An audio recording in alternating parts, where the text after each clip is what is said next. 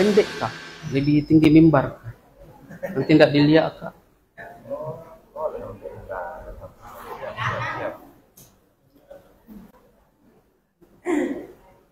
Bagaimana kamera? Action nih. Nanti belum disiap. Bismillahirrahmanirrahim. Assalamualaikum warahmatullahi wabarakatuh.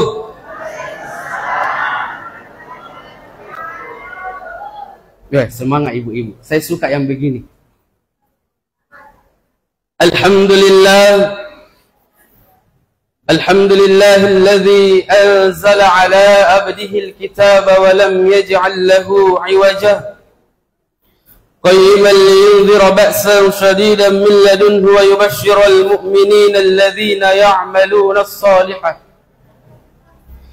أشهد أن لا إله إلا الله وحده لا شريك له وأشهد أن محمدا عبده ورسوله اللهم صل وسلم وبارك على سيدنا وشفيعنا وحبيبنا ومولانا محمد وعلى آله وصحبه أجمعين أما بعد. Hadirin wal hadirat yang insyaallah dimuliakan oleh Allah, yang kami muliakan, para alim, para ulama, para asatidzah yang terkhusus untuk yang mengundang kami di sini. Di antaranya ada dari organisasi apa namanya? Komunitas BKM Bangkit dari Masjid. Kemudian ada komunitas Tasbih. Kita doakan kedua komunitas itu mudah-mudahan mendapatkan rahmat dan berkah dari Allah Subhanahu wa taala dan terus memberikan manfaat kepada umat baginda Nabi Muhammad sallallahu alaihi wasallam. Amin ya rabbal alamin. Bersyukur kepada Allah Subhanahu wa taala karena pada malam hari ini Allah memberikan kita begitu banyak nikmat, dan dengan nikmat itu kita diberikan kemampuan untuk berjalan di rumahnya Allah yang mulia dan melaksanakan satu perintah yang sangat mulia, yaitu salat maghrib secara berjamaah. Bersolawat kepada junjungan Nabi besar kita Rasulullah Muhammad sallallahu alaihi wasallam, Nabi yang sangat kita harapkan, Nabi yang sangat kita dambakan syafaatnya kelak pada hari kiamat. Dan mudah-mudahan kita semua yang hadir di tempat ini tanpa terkecuali termasuk umat baginda Nabi yang akan mendapatkan syafaat dari beliau kelak. Amin ya rabbal.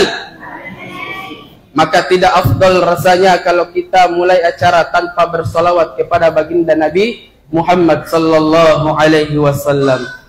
Bu, siap bersolawat? Siap? Bapak-bapak siap bersolawat? Siap. Maka kita bersolawat terlebih dahulu. Solawatnya yang gampang, solawat badar. Jadi ustadz dulu, baru bapak ibu yang lanjut. Setuju bu? Ayo sama-sama. Salatullah ala Taha,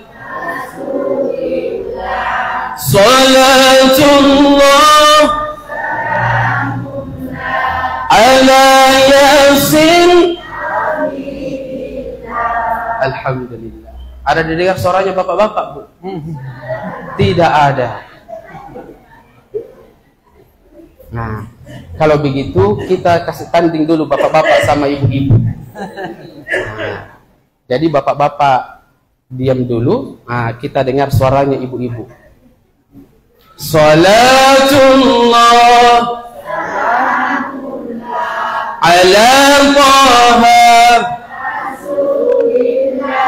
salatullah ala Yasin. Masya Allah, luar biasa ibu-ibu. Keren. Saya kasih nilai ibu 65. Mohon diterima. Nah, sekarang kita dengar suaranya bapak-bapak. Bapak-bapak siap? Siap. Ah, itu saja bilang siap dodong. Siap, Pak? Nah, jangan bikin malu. Salatullah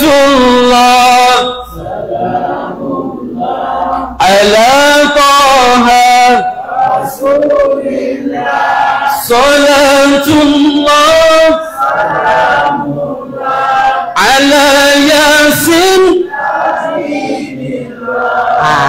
Percayakan Bu? 100 untuk bapak-bapak. Hidup bapak-bapak. Jangan lupa pilih saya nanti. Itu sudah lewat. Alhamdulillah, jamaah salat maghrib yang insya Allah dirahmati dan dimuliakan oleh Allah Subhanahu wa Ta'ala. Masuk surga Bu? Betul?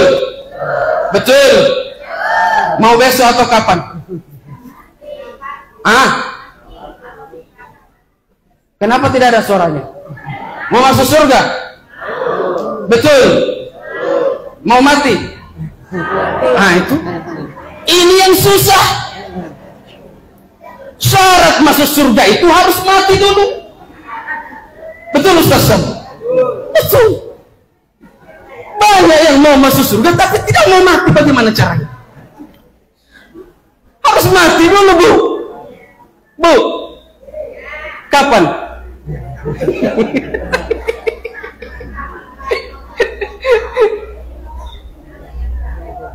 Kalau ibu yang disuruh pilih kematian, siapa yang dikasih mati lebih dahulu? Ibu atau ustaz? Tega.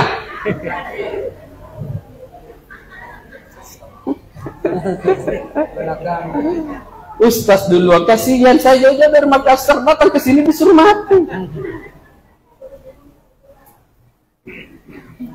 Kata Sayyidina Ali karamallahu wajhah, kalau perempuan mau masuk surga ada 4 langkah. Berapa langkah Bu? 4 langkah. Kalau laki-laki mau masuk surga kata Sayyidina Ali ada 2 langkah. Enak jadi laki-laki, perempuan 4 langkah baru mau bisa menuju surga. Kalau laki-laki cuma 2 langkah. Kita kupas perempuan dulu Bu. Langkah yang pertama kata Sayyidina Ali kalau mau masuk surga, menjaga sholat 5 kali sehari semalam. Itu harus dijaga. Sanggup Bu? Sanggup? Alhamdulillah. Kenapa sholat? Karena sholat itu merupakan tiangnya agama. Amalan yang paling tinggi, ibadah yang paling tinggi nilainya di sisi Allah adalah sholat. Tapi sayang, ibadah yang paling tinggi nilainya, ibadah yang paling agung di sisi Allah Subhanahu wa Ta'ala itu justru yang paling banyak orang Islam tinggalkan.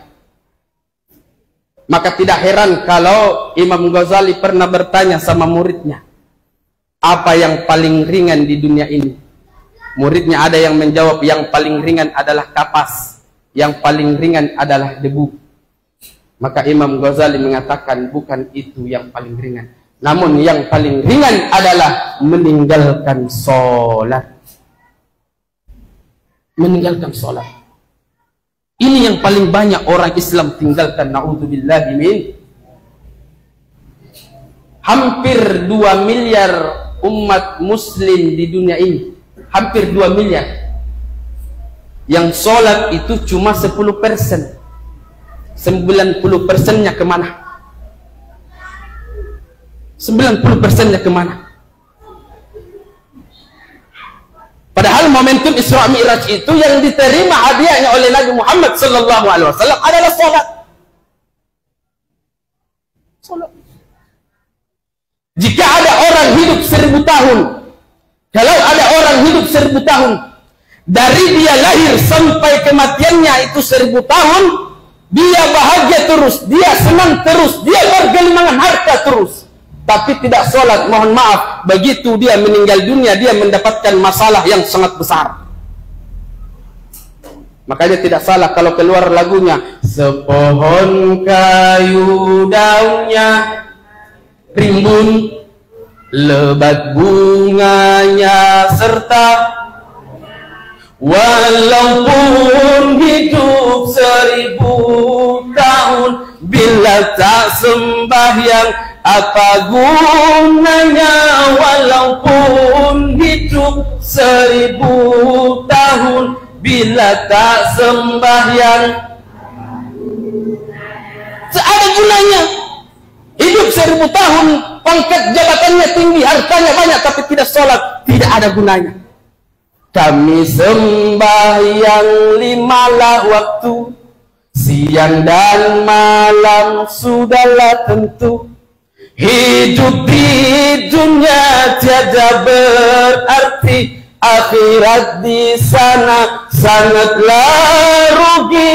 Hidup di dunia tiada berarti, akhirat di sana sangatlah rugi. Dapatkan kaset dan CD-nya di toko terdekat. Banyak alasannya orang tidak sholat. Nanti itu orang akan ditanya, kenapa kau tidak sholat? Macam-macam jawabannya. Ya Rob, saya dulu tidak sholat karena saya orang kaya. Saya sibuk dengan harta saya.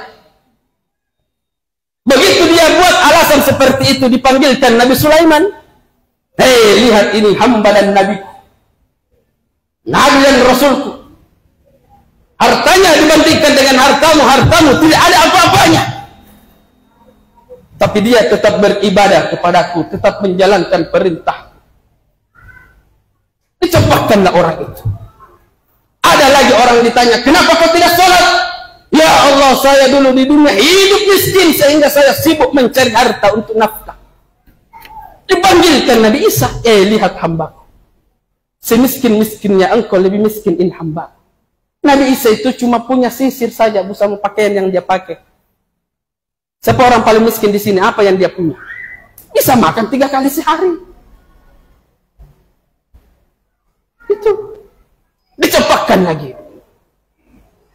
Apalagi alasan itu? Ya Allah, dulu saya di dunia tidak sholat karena saya gagah. Gara-gara gagah dia tidak sholat. Apa itu benar? Dipanggilkan Nabi Yusuf. Lihat ini nabiku. Kegagahannya jauh di bawah kegagahanmu yang tidak ada apa-apanya. Jadi Nabi Yusuf itu, Bu, itu Nabi Yusuf. Kalau Allah ciptakan 100% kegagahan, itu Nabi Yusuf 50% dia sendiri. Bayangkan, sendiri 50%. 35%-nya dibagi sama nabi-nabi yang lain, 15%-nya itu dibagi kepada semua laki-laki yang ada di dunia ini. Bayangkan, 15% jika kegagahan kita borongi untuk laki-laki. Untuk laki-laki. Nah itu pun yang 15%, Bu, masih ada orang gagah kayak saya. Alhamdulillah. Alhamdulillah. Bayangkan bagaimana itu gagahnya Nabi Yusuf. Itu Nabi Yusuf, kalau dia dikasih lewat, ada orang potong-potong buah, dikasih lewat Nabi Yusuf, tidak narasa na iris-iris itu tang jarinya. Jarinya tidak rasa dia iris, tidak ada dia rasa sakit. Karena kenapa? Dia lihat kegagahannya Nabi Yusuf. Lihat kegagahannya Nabi Yusuf, jadi gagah sekali itu. Tapi jangan sampai ke situ pikiran tanah. Nah ada kaum orang yang beralasan, saya tidak sholat karena mungkin saya jelek, malu-malu ke keluar rumah. Dipanggilkan Ustaz Syam. Inilah hambaku, mukanya luar biasa, tapi dia tetap sholat. Dia tetap belikan saya cemilan. Selesai. Makasih banyak. Jadi amalan ibadah yang tidak ada alasannya untuk ditinggalkan itu sholat, Bu. Tidak ada alasannya untuk tinggalkan sholat. Tidak bisa berdiri duduk, tidak bisa duduk berbaring, tidak bisa berbaring isyarat, tidak bisa itu semua kita disolati. Karena begitu, tidak ada alasannya. Maka mulai sekarang yang bolong-bolong sholatnya usahakan jaga sholatnya, deh. Insyaallah benar. Pak.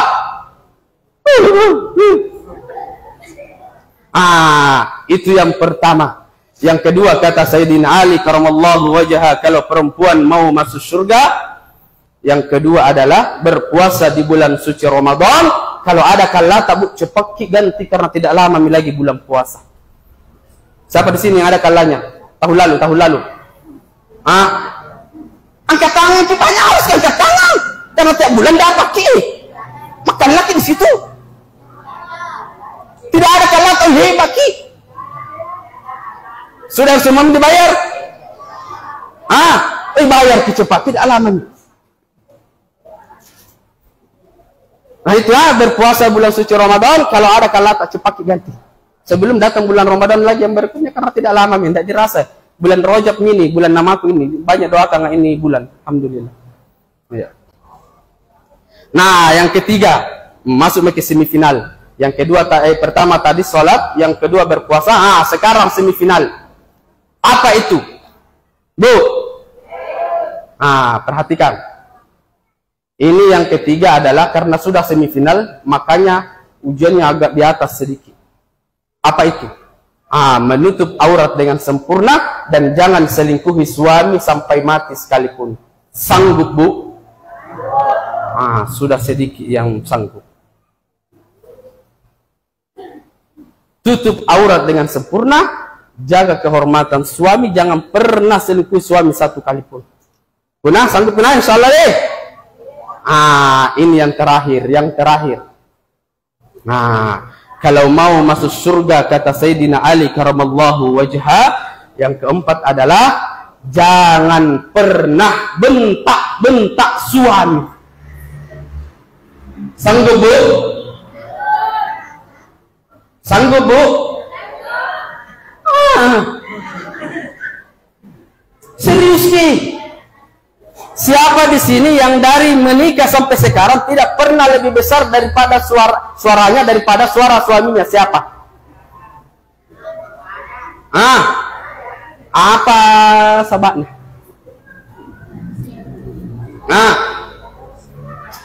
Pak, ini bapak ini muka-muka teraniaya saya lihat semua ini. Jadi baik-baik. Ini yang kasih masuk banyak perempuan masuk dalam neraka. Iya, Bu. Tidak bersyukurnya wanita kepada pemberian suami, kasarnya perempuan kepada suaminya, itu yang paling banyak masukkan perempuan di dalam neraka. Bukan saya yang bilang, siapa yang bilang? Nabi. Banyak perempuan yang Nabi lihat ketika diperjalankan Isra Mi'raj, banyak di neraka. Ditanya sahabat, kenapa ya Rasul? Apakah dia tidak sholat? Kata Nabi, dia sholat. Apakah dia tidak puasa? Dia puasa. Tapi kenapa mereka banyak di dalam neraka? Disebabkan karena durhaka kepada suami-suami mereka. Jadi jangan durhaka sama suami. Bu, setinggi apapun pangkat dan jabatan seorang istri, tetap lebih tinggi pangkatnya sang suami. Karena perempuan itu surganya ada di telapak kaki suaminya kalau dia sudah menikah.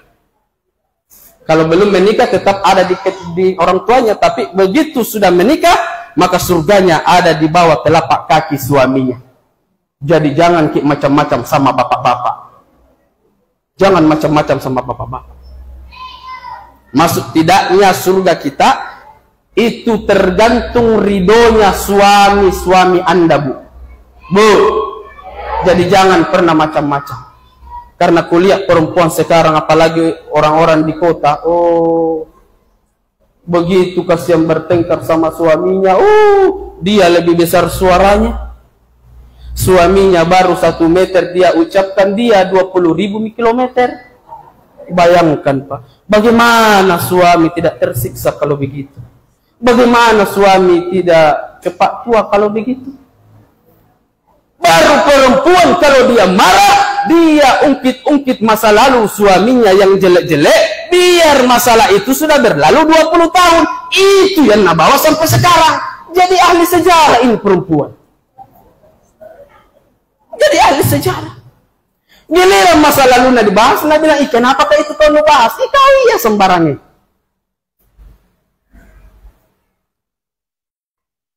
Ya Ustaz, tak liwat-liwat, bagaimana kalau tak liwat-liwat itu panggilkanlah suamita? Bagaimana kalau suamita ini keterlaluan perilakunya?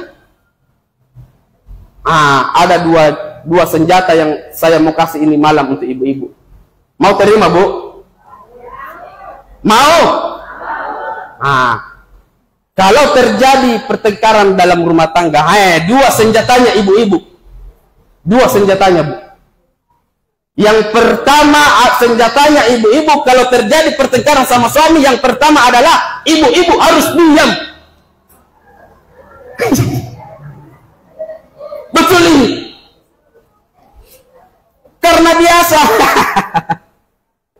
biasa itu pertengkaran itu tidak panjang, tapi karena ibu yang selalu foto-foto, makanya masalah itu tambah panjang. Betul, Bu? Tapi bukan ibu-ibu di sini, ibu-ibu dekat rumah saya, Bu. Tapi saya dengar itu yang dekat rumah saya pindah di sini.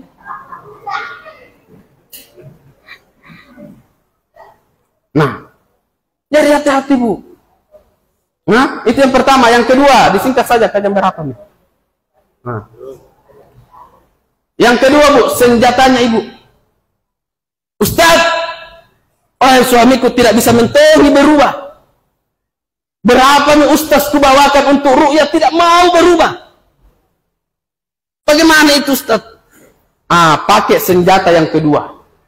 Pakai senjata yang kedua. Apa itu? Kalau ibu-ibu sudah tidur suami tak bangun, ibu-ibu bangun tengah malam. Ambil air wudu, ambil pasang mukena, ambil sajadah, pasang itu sajadah. Tidak usah jauh-jauh, Bu. Di samping suami tak saja. Di samping suaminya saja. Apa yang ibu lakukan? Sholat 2 rakaat. Nah ini senjatanya. Apa senjatanya Ustaz? Menangis. Jadi ibu-ibu menangis. Sholat 2 rakaat menangis. Allahu Akbar.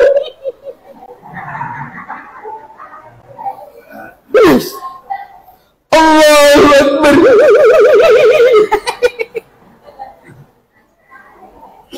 Kalau ibu-ibu itu sudah menangis, laki-laki sehebat bagaimanapun dia akan luluh. Betul, Pak? Betul? Betul, Bu. Setelah sholat 2 rakaat, ibu berdoa. Apa doanya, Bu? Ya Allah, ya Tuhanku. Dulu itu suamiku baik sekali, ya Allah. Tapi semenjak nak kenal itu janda, ya Allah, selesai kita. Selesai. La ilaha illallah.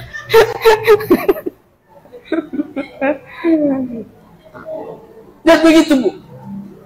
Banyak-banyak diam kalau sama suami, kemudian banyak-banyak menangis.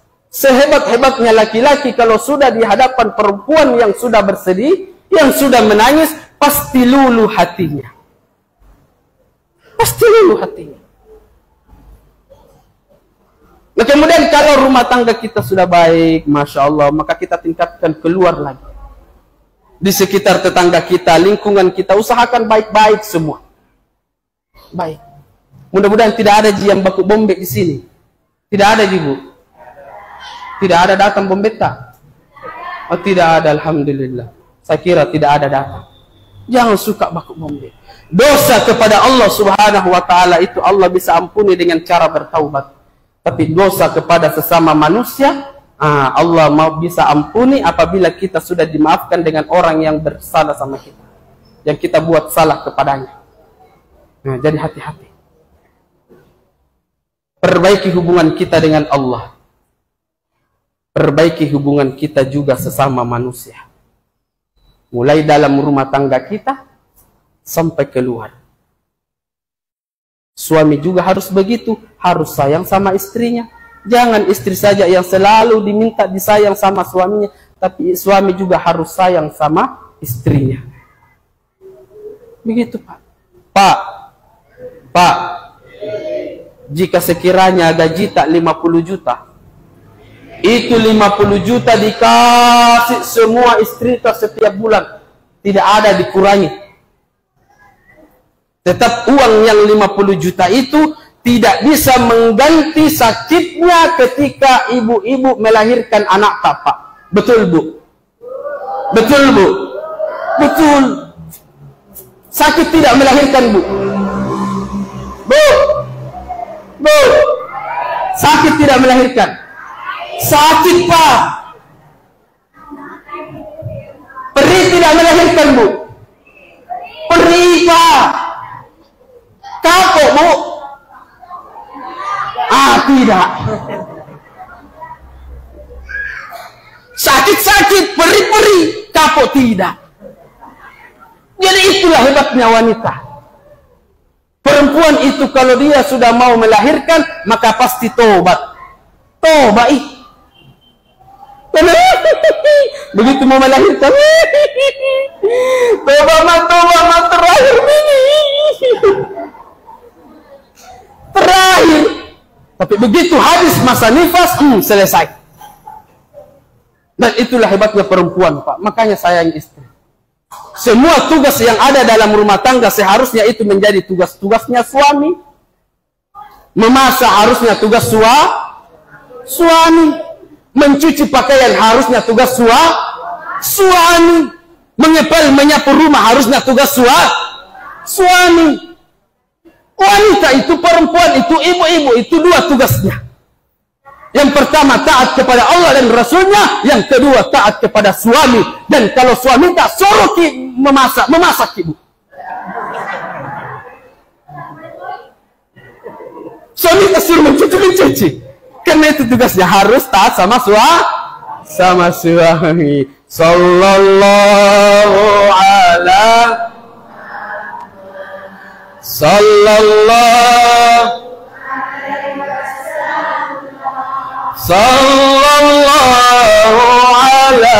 Muhammad sallallahu alaihi wasallam. Ya Nabi salam alaika, ya Rasul ya Habib, salawatullah alaika. Ibu-ibu sudah, sekarang bapak-bapak. Laki-laki kalau mau masuk surga, kata Sayyidina Ali, 2 langkah. Yang pertama menahan hawa nafsu. Yang kedua masuk surga. Itu saja. Laki-laki mau masuk surga, tahan hawa nafsu, lawan hawa nafsu, kemudian masuk surga. Gampang. Gampang atau tidak, Pak? Bocil, gampang bocil. Belum pakai balik, tidak nurah sapi. Gampang tidak, Pak, tahan hawa nafsu? Berat.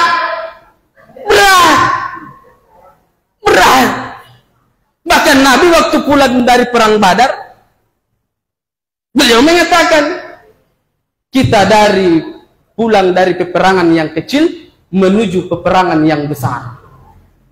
Ditanya sama sahabat, ya Rasul, bukankah perang ini sudah cukup besar? Apa kata Nabi? Perang ini kecil. Perang yang besar itu adalah perang melawan hawa nafsu. Dan hawa nafsu laki-laki itu adanya di mata.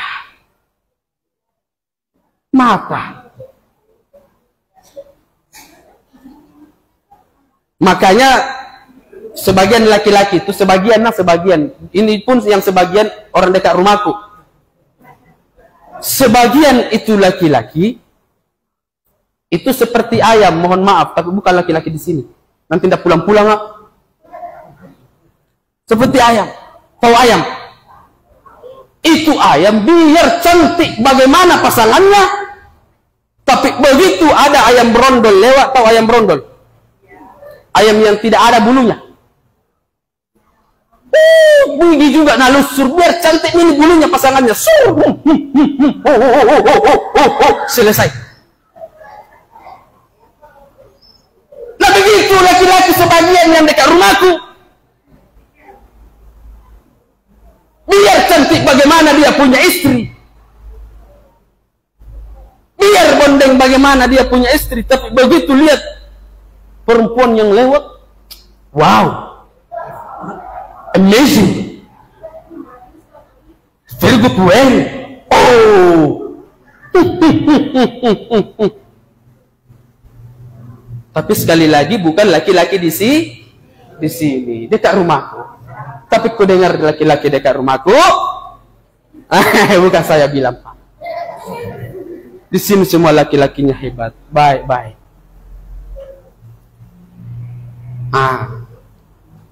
5 menit lagi. Kesimpulan. Manusia itu kampungnya bukan di dunia.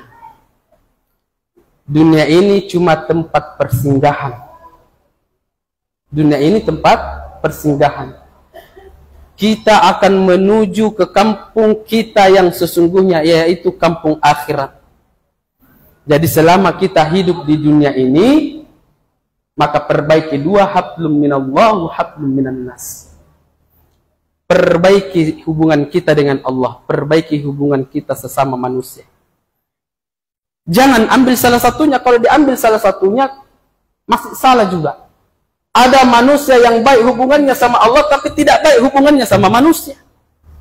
Ada manusia yang baik hubungannya sesama manusia tapi tidak baik juga hubungannya sama Allah. Ini salah. Tapi kita harus memperbaiki keduanya. Utamanya jaga sholat kita. Orang yang beriman ketika dia berwudu dari rumahnya menuju ke masjid, maka diampuni dosanya, ditinggikan derajatnya. Orang beriman sampai di masjid menunggu datangnya waktu azan dikumandangkan Allahu Akbar, Allahu Akbar. Mereka jawab Allahu Akbar, Allahu Akbar. Kata Nabi, fa inna kunna bikulli harfin alfi darajatan. Siapa yang menjawab seruan azan, maka akan diberikan 1.000.000 derajat setiap hurufnya. Bayangkan, kalau kita jawab seruan azan dikasih 1.000.000 setiap hurufnya. Makanya kalau sudah azan jangan ada yang bicara, dijawab itu seruan azan. Itu Jin itu kalau dia menjawab azan sambil berbaring, dia jawab azan tapi baring. Maka seketika itu dia akan terbakar. Bayangkan, jawab azan sambil berbaring, terbakar. Itu jin. Manusia karena tidak tahu, biar azan masih bicara, masih main handphone. Ini kesalahan tak. Ketika muadzin mengucapkan asyhadu an la ilaha illallah, kita juga jawab asyhadu an la ilaha illallah. Tidak stop sampai di situ. Nah, ini tambahannya, ini rahasianya. Kalau muadzin mengucapkan asyhadu an la ilaha illallah, kita juga jawab asyhadu an la ilaha illallah, ditambahkan raditu billahi rabba wa bil islami dina wa bi muhammadin nabiyya wa rasulah. Apa untungnya Ustaz? Kata Nabi, siapa yang menjawab seruan azan tersebut kemudian ditambahkan dengan kalimat tadi, ghufira lahu ma taqaddama min dzambihi wa ma ta'akhkhar, maka akan diampunkan dosa-dosanya yang telah lalu, diampunkan juga dosa-dosanya yang akan datang. Luar biasa. Tidak sampai di situ. Ketika muadzin selesai mengumandangkan azan, maka kita berdoa.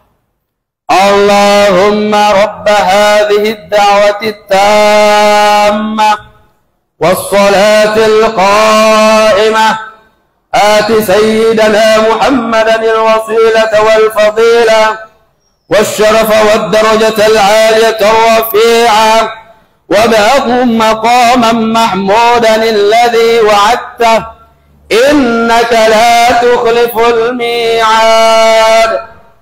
Kata Nabi, siapa yang selesai dikumandangkannya azan dan berdoa dengan doa seperti tadi, wajabat lahu syafa'ati yaumal qiyamah, maka wajib syafaatku untuknya pada hari kiamat. Makanya kalau azan dikumandangkan jangan ada yang berbicara, karena akan dilewatkan, ditinggikan derajatnya, diampuni dosa-dosanya dan mendapatkan syafaat dari Rasulullah Muhammad sallallahu alaihi wasallam. Mungkin ini yang sempat saya sampaikan. Mudah-mudahan ada manfaatnya untuk kita dan kita bisa amalkan dalam kehidupan kita sehari-hari insyaallah. Mohon maaf atas segala kekurangan. Wallahul muwaffiq ila aqwamit thariq. Assalamualaikum warahmatullahi wabarakatuh.